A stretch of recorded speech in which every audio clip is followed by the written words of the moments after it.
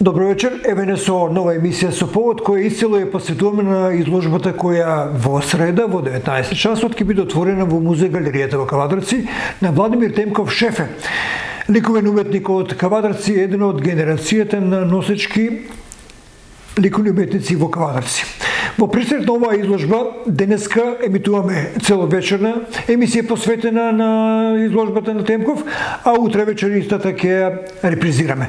Во наредните минути ќе се запознаеме со програмата за ликовниот опус на Темков во 2022 година. Добро дојдовте во овој мој интимен простор или ова моје ателје. Се радувам што сме повторно заедно. Впрочем, јас и ти повеќе од 40 години другаруваме на полето на културата, така да оваа средба за мене представува и радост. Во најавата спомнавте дека че имам уште едно, меѓу повеќе од 100 изложби, че имам уште едно моје представување, уште една моја изложба. Да, тоа ќе се случи на 19 јануар, на Ден Водици, денот кога и јас се родив, 19 јануар, и пред неколку години се зареков дека на секој 19 јануар ќе имам по едно представување на делотворештвото кое што сум го изработил во тековната година. Така оваа година во музеј и галерија на 19 јануар ќе имам една убава изложба, која што ќе биде предвестник на големата моја ретроспективна изложба, која што Националната галерија на Македонија ќе ја организира на 20 април во Скопје, во Чифте Амам. Изложба која што ќе го представи 40 годишното моје творештво, со акцент на делата кои што се создадени во последниве неколку години, бидејќи голем дел од претходните дела се и отуѓени, така да се одлучив да сите оние дела кои што се во моја собственост, кои што се наоѓаат во моето ателје, само тие да бидат изложени на оваа ретроспективна изложба. Минатата година, во услови на пандемија од COVID-19, пропуштив една големо моје представување во Москва по повод денот на големите сесловенски просветители Кирил и Методи. И се надевам дека ова година ќе се случи тоа. Се надевам дека ќе дојде при крај ова пандемија и дека границите, и овие граници ќе бидат веќе отворени, да може слободно да се патува. Изложбата која што Македонската амбасада по повод Кирил и Методи ќе ја организира во Кремлската библиотека во Москва, Република Русија. Мислам дека ќе биде врв на моето творештво и многу посакувам тоа да се случи. Но пред тоа да се случи, во Скопје ќе имам представување на комплетното моје творештво кое што го создадов во изминатите 40 години. И така јас секој ден сум овде во овој простор, го користам времето за составање на нови дела. Впрочем и вие после со камерата ќе забележите. И се надевам дека ќе се дружиме со убави работи и ќе видат, ликовната јавност ќе види што е тоа ново во мојот нов циклус. Новиот мој циклус, морам да кажам претходно дека ги има неколку циклуси во моето творештво, меѓу кои се трски, топки, житни полиња. Новиот циклус се вика вино жито. Вино жито е спектар на бои, ама доаѓа од двата збора, од вино и од жито. Тиквишијата е прочуена и позната по доброто вино. Уметноста оде заедно со доброто вино, а житото и житните полиња беа мојата обсесија и мојот циклус во кој што изминативе 10-15 години јас долго време истражував и направив многу дела на тоа поле. И сега спојот од виното и од житото го донесе зборот виножито, ама виножитото значи и спектар на сите бои кои што природата ги создала. Ете тоа ќе биде и темата на оваа моја изложба која што ќе се случи во музеј и галеријата. И мислам дека го надополнува она боите на небото, боите на водата и сонцето во тиквешијата се всушност виножитото на светот. За колку дела ќе ни се представиш овде во Кавадарци? Па во зависност од тоа колку ќе собере во просторот во музеј и галеријата, се надаме дека ќе бидат околу 40 дела. А скопската изложба? А скопската ќе биде околу 150 дела. Бројот 150 е затоа што отприлика 4 галерии кои што се во состав на Чифте Амон изискуваат тој простор да се наполни, има потреба од отприлика околу 150 дела. Значи во тој простор во Скопје ќе бидат поставени и сликите со голем формат. Значи имам неколку слики со голем формат кои што ми беа во претходните 10 години изработени на магистарската тема, тие се со формат 2 на 2 метра. Имам една слика која што е 4,5 метра на 2,20, исто и таа ќе биде поставена за да се види делот од моето творештво. И слики со мали формати 50 на 50 кои што нели во последниот период се најзгодни за работа и изискуваат мал простор за работа. Така да, значи, од најмалата до најголемата слика ќе бидат поставени и мислам дека околу 150 слики ќе го наполнат просторот на Чифте Амон. Инаку, најверојатно имам повише од 300 слики во моментот во моја собственост, но за да се представи комплетното моје творештво и да се види опусот мој, значи ќе биде направен избор на слика од околу 150 дела. Колку има Темков изработено слики од овие 40 години? Па, знаеш, некаде до пред 15-20 години ги пишев и ги броев, па после тоа нема време за сето тоа да го правам. Мислам дека се повише од 5000-6000 слики. Би се сетили колку во приватните колекции слики има? Па ако имам во моја собственост околу 500, сето друго е во приватните колекции што ми е изработено. Голем дел сум поклонил, подарил, сум донирал на разни хуманитарни акции, голем дел сум продадол, ама имам доволно слики, значи да го покажам моето творештво и мојот континуитет во работата во мојот ликовен животен опус. Ако ова ателие ти е твое катче за размислување, за творење и за работа, дали те исполнува уметноста до крај?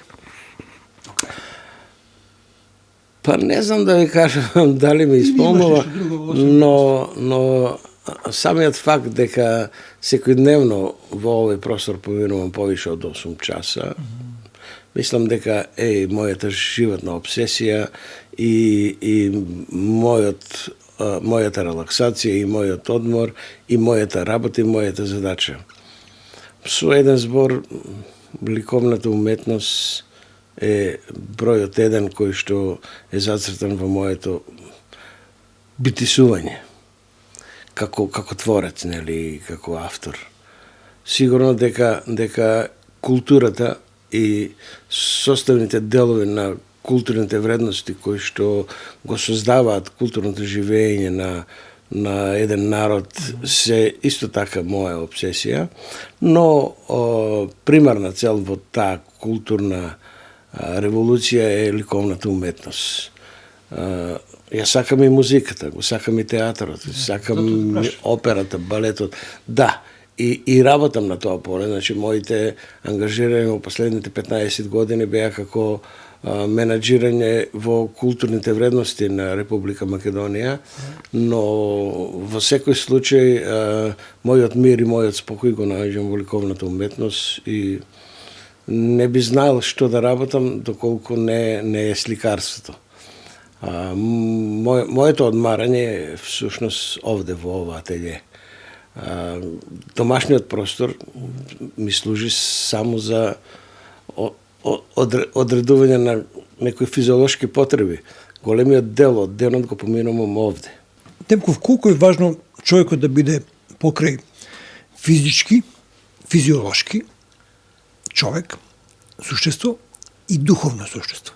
Колку духовната храна, сега малку филозофски поставам прашање, е храна за него обстојување или за смирение, кој потоа ќе има рефлексија на физиолошките потреби на човекот. Колку може духовниот живот да го смири човекот? Па колку може. Комплетно. Да. Мислам дека човекот не би постоел без тој духовен живот. Нема смисла на неговото постоење.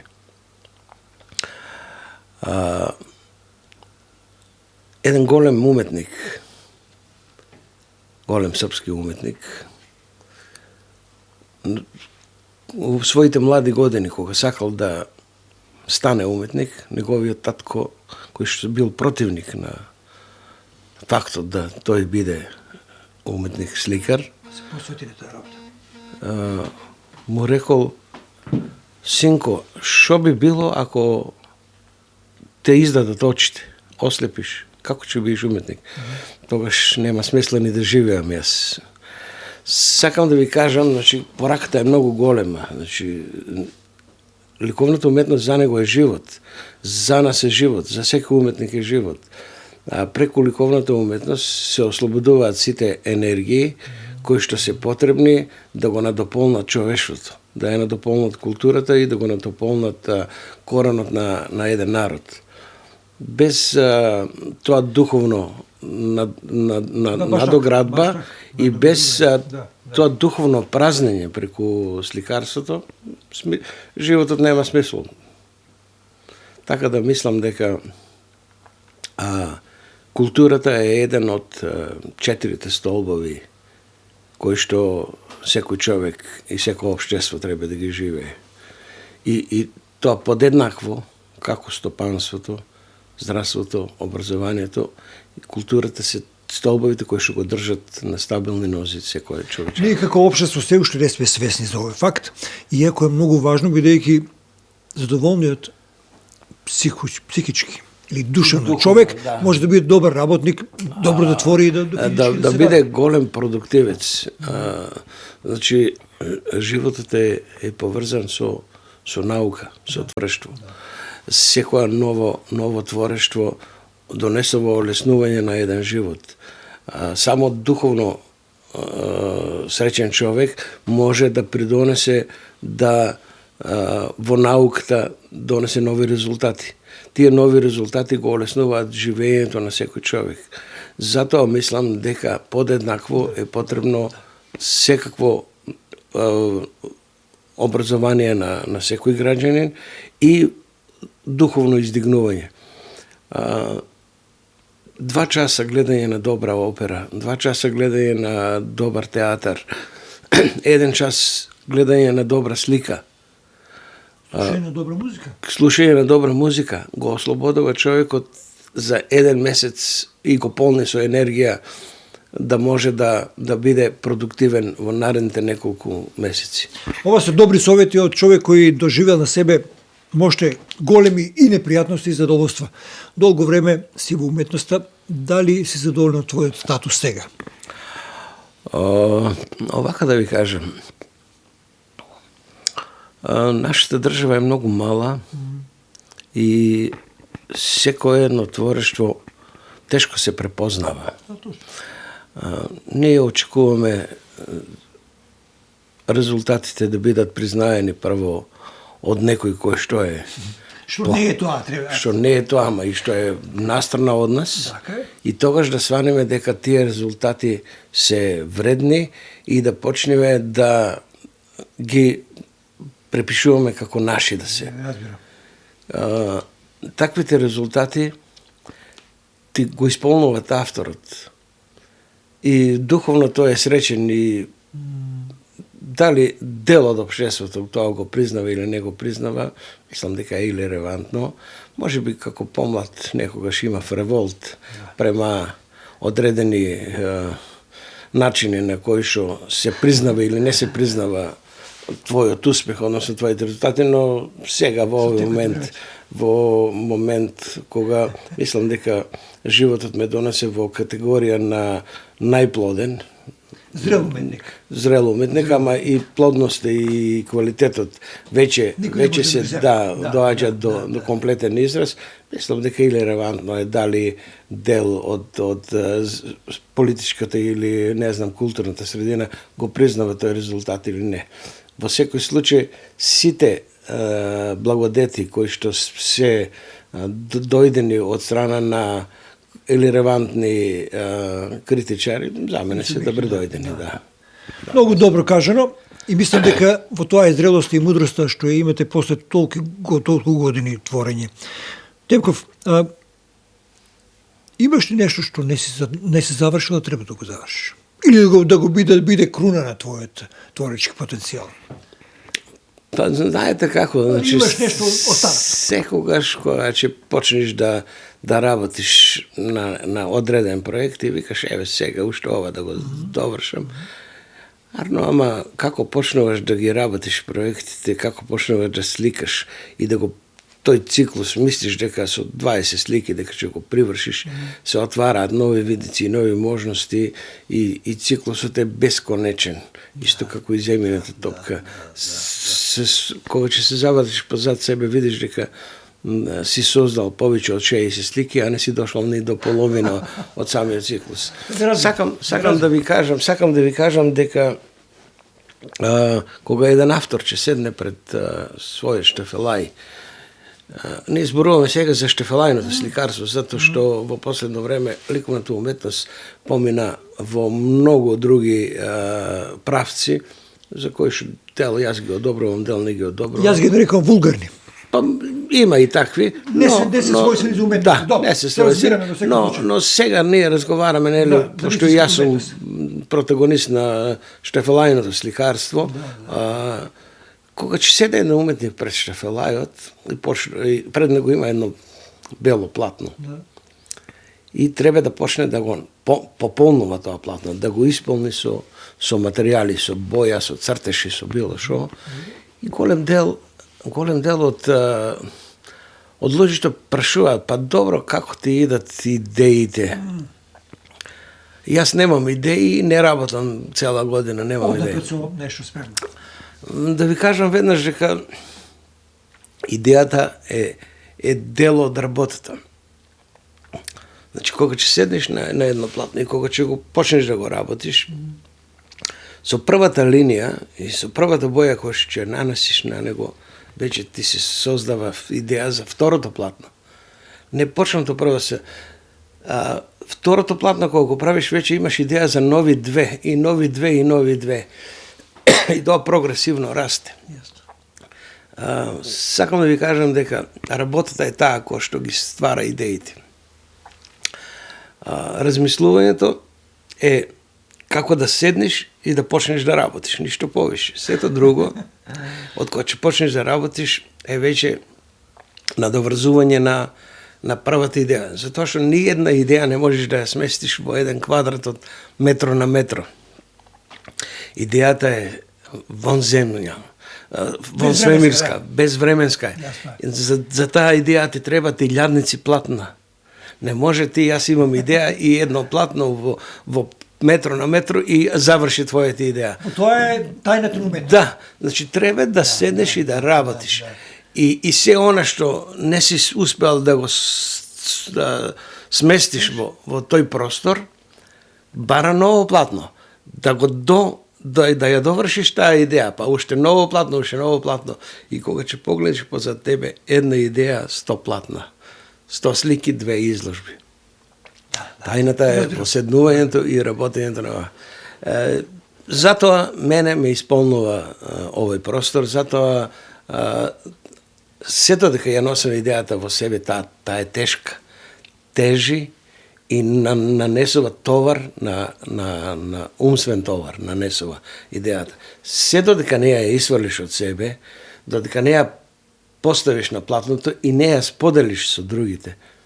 А споделувањето со другите значи кога ќе ја нацрташ, кога ќе го поставиш на платното и кога тоа платно ќе го изложиш, да можат да го видат сите и да го критикуваат и да го фалат и било шо.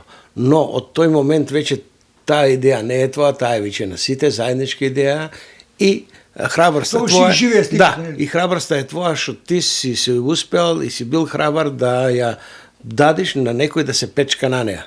Дали со позитивно или со негативно.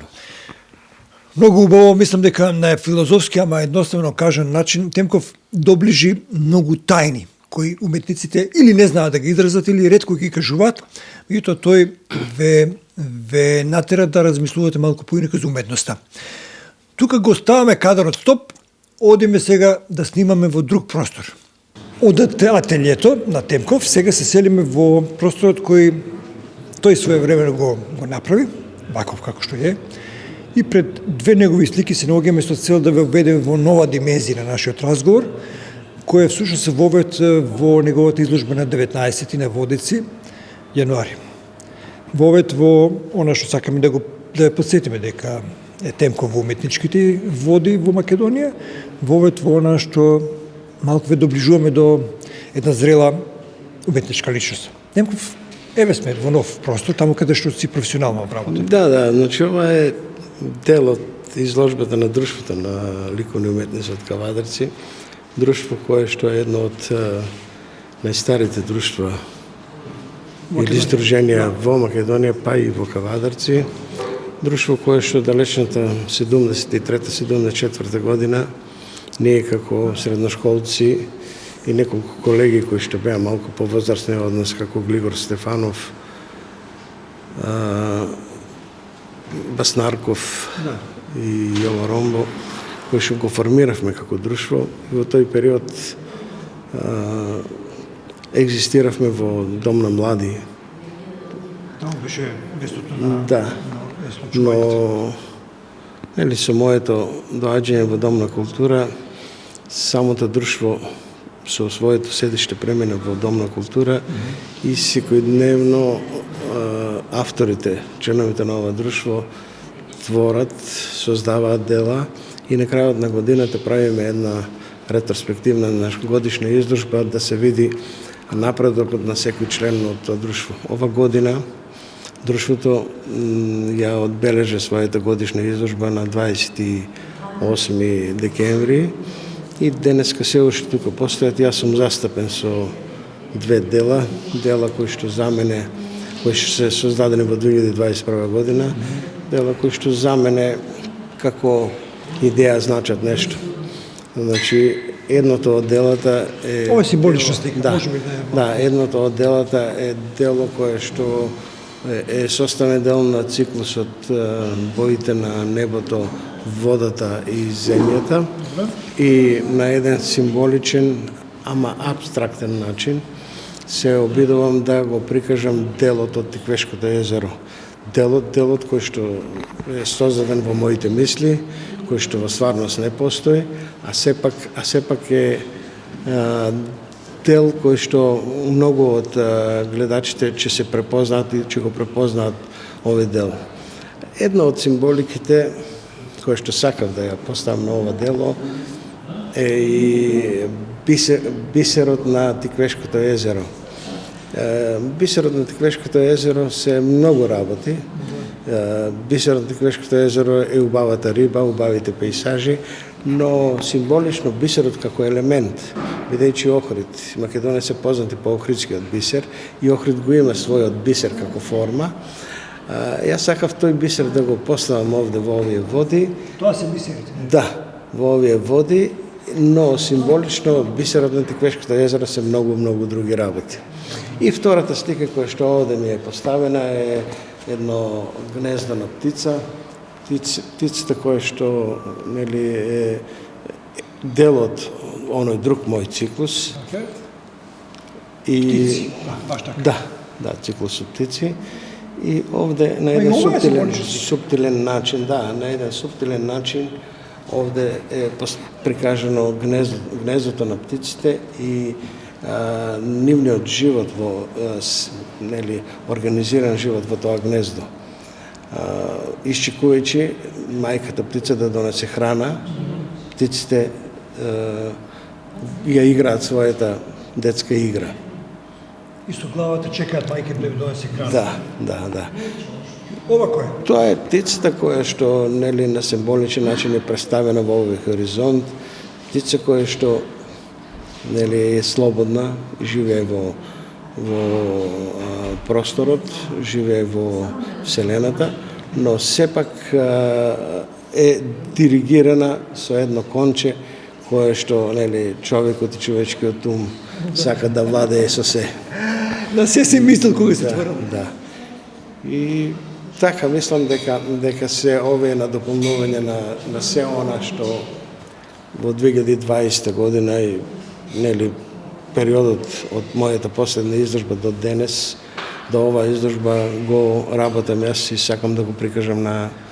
Како се чувствуваш овде во оваа галерија за која ти си творец? Тука има илјадници изложби, како ти се чувствуваш? Да, мислам дека овој простор е просторот кој што е вториот простор после интимниот простор на еден автор ателието. Галеријата е вториот простор кој што секој еден уметник сака да биде и да се осеќа. Простор каде што белите зидови даваат инспирација и провокација да ги наполниш, да направиш нешто, да создадеш. И затоа кога ќе престојувам во овој простор, добивам доста инспирации. Со првиот дел на оваа емисија закатнавме дека Темков е едно од најшколуваните наши уметници, покрај неговиот првбратовчет, професор Темков, кој е професор на факултетот. Ти си близко до докторска титула која не ти значи лично многу, меѓутоа на научен план ти значи, бидејќи си еден од ретките кој имаш магистратура и сега си на прагот на докторатот. Дали сум управо дека нема ни еден од плејадата уметници на твое ниво доктор со таква титула и што ти значи? Да ви кажам, покрај духовната моја наобразба и делот во научното истражување на одредени елементи, мислам дека таа титула повеќе е престиж отколку нешто што треба да значи. Организирањето на изложбите, организирањето на настаните поврзани со ликовната уметност и со ликовната дејност, многу повеќе значат и за мене, и за многу мои колеги, отколку титулите. Титулата само по себе доаѓа кога дел од својот живот ќе посветиш на науката. Затоа во овој момент кога сакам да го изразам ликовното во мене, не би сакал да споредувам титулите едното со другото. Да, титулите. Тоа е оригинално, тоа е твое, своите слики живеат со публиката, сакаш да ги критикуваат и вчера сам рече дека сакаш да ги анализираат што ти е содржи така натаму, тоа повеќе ти значи како духовно исполнување отколку самата титула. Да, баш така. Кажи ми,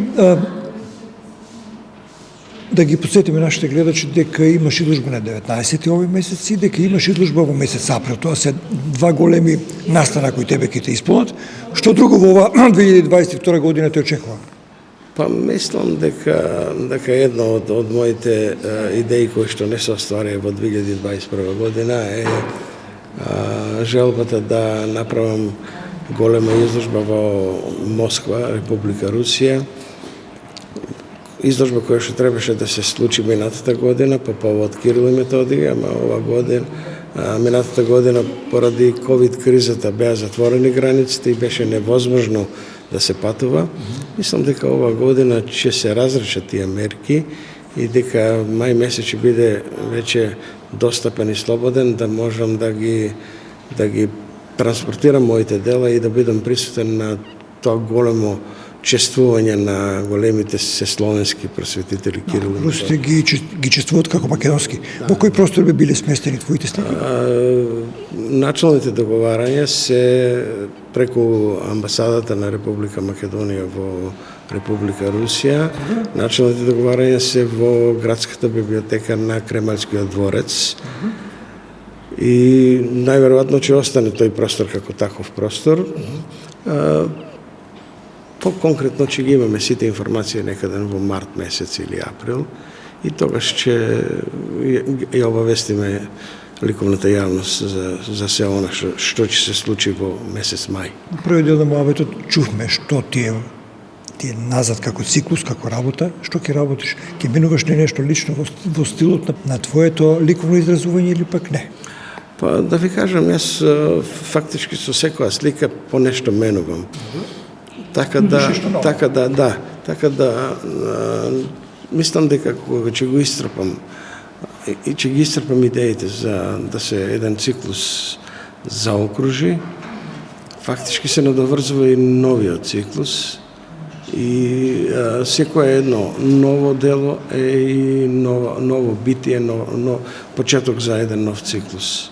Но во моментот тоа вака со зборови не може да се обясни ако не се постават делата да се видат во една галерија и да се виде циклусот и континуитетот на работењето и мислам дека резка граница не постои помеѓу еден и друг циклус, затоа што сепак сликата е препознатлив печат на еден автор. Доколку преку сликата не го препознаеш авторот, тогаш авторот не успеал да го каже она што го има во себе. Значи, многу е битно и многу потребно е на било кое место и во било кое време, кога ќе погледнеш една слика, веднаш како љубител на ликовната уметност да препознаеш дека ова е тој и тој автор. Тој печат го носи сликата и таму не смее да има една резка граница, до тука да престанеме, па после да почнеме нешто ново, затоа што тој континуитет кој што го носи со себе секој автор е и континуитетот и на самата слика. Многу мудри, многу убави мисли чув и вчера и денеска кога работиме овој муабет. Многу ми мило што е така. Шефе, ќе следиме постојано, РТК и КТВ ќе бидат со тебе, така да нашата публика ќе може да го снима и да го пушти на пошироката јавност, она што ќе го видиме и во Скопје и во Кавадарци, па посакуваме оваа година и русите да те видат, со оглед на тоа што русите сака да го чествуваат Свети Кирил и Методиј, како македонски просветител, како просветител кој дошол од Охрид, од Македонија, и тоа ни е посебно драго нам на македонците, а ти ќе бидеш вистински бисер таму на таа твоја изложба која ќе биде во Русија. Фала многу. Се надевам. Благодарам, ете толку во оваа средба со Владимир Темков, шеф ликовниот уметник од Кавадарци, кој оваа година ќе има, како и секоја година, богат ликовен опус.